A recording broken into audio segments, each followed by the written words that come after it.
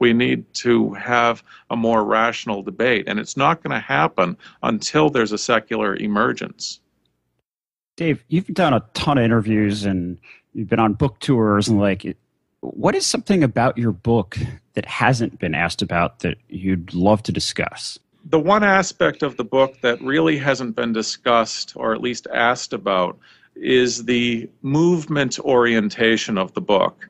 A lot of interviewers who are unfamiliar with the book, who perhaps haven't even read it, seem to think it must be a religion-bashing book. You know, oh, non-believer nation, this guy's taking the gloves off and beating up religion. Not the case at all.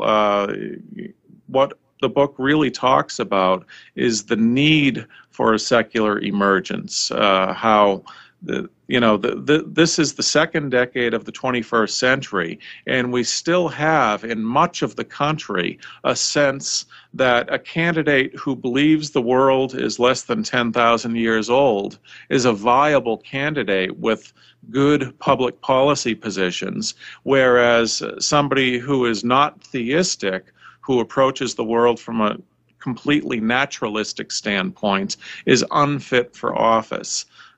We're not saying that religion needs to be done away with and that everyone has to become secular. In fact, we're not really looking for converts at all. Of course, we'd welcome them, but what we're really looking for as a movement is a place at the table, that we're trying to point out to religious and non-religious Americans that a secular demographic is a valuable demographic, that it shouldn't be excluded from public policy.